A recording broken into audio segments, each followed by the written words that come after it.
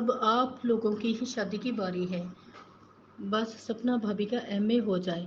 सपना पे तो जैसी बिजली गिरी हो। इसके होंठों से बेख्तियार भाभी, शादी, मंगेतर, राहुल।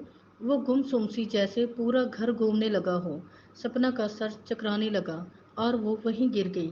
सपना सपना राहुल ने इसे पकड़ा और सब इसकी तरफ भागे। सपना को काफ़ी देर के बाद होश आया। आंख खुलते ही उसने देखा कि सब उसके कमरे में जमा थे और डॉक्टर भी। सपना हैरान होकर सबको देखने लगी और उसको फौरन वो सारी बातें याद आ गई थीं। लेकिन वो खामोश रही क्योंकि वो जानती थी कि इसकी कोई बात उसे खतरे में डाल सकती है। सपना की मामा जल्दी से, जो सपना का सर अपनी गोद में लिए इसे प्यार कर रही थी, उसने पूछा, अब कैसी तबीयत है? सपना बोली, ठीक हूँ। अब राहुल बोला, शायद ये कुछ ज़्यादा ही थक गई है, सफ़र और फिर फंक्शन की थकावट। चच्ची बोली, हाँ जी हाँ, आपसे बेहतर कौन जान सकता है। सब हंस पड़े और सपना खामोश रही। इतने में आलिया सूप का प्याला थामे कमरे में दाखिल हुई। ये लीजिए सपना, सूप पीजिए और आप सब लोग ज़रा इसको आराम करने दीजिए। आलिया ने सबकी तरफ देखते हुए कहा। डॉक्टर, अच्छा राहुल साहब, अब मुझे भी इजाज़त दें।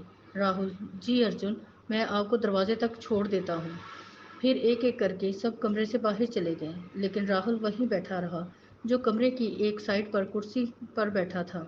राहुल उठा और सपना के करीब आकर बैठते हुए, अब तबीयत कैसी है? सपना, ठीक हूँ। राहुल, सपना का हाथ पकड़कर, इतनी जल्दी बीमार हो गई? सपना ने अपना हाथ छुड़ाते हुए कहा, एक बात पूछूं? राहुल, हाँ पूछो। सपना, तुम उस आदमी को इतनी बेदर्दी से क्यों मार रहे थे? राहुल ने सपना की तरफ देखते हुए, किससे कहा? सपना, मैं खुद देख रही थी। इतनी सी बात? राहुल, ये सब तो होता ही है, बल्कि हम तो उसकी जान लेना चाहते थे। बस इस पर तरस आ गया, इसलिए छोड़ दिया। सपना हैरान होकर इसकी तरफ देखने लगी। जान ले लेते? राहुल, हाँ तो आम सी बात है, ऐसा तो अक्सर होता ही रहता है।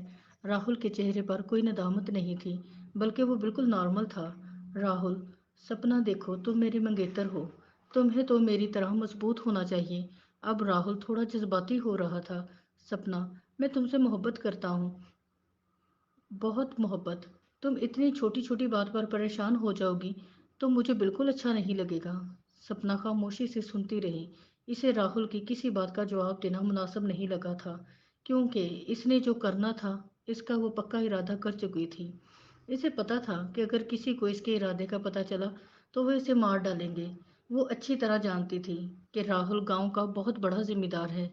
इसके लिए किसी को कत्ल करना कोई बड़ी बात नहीं, तो वो इसके साथ भी कुछ अच्छा नहीं करेगा।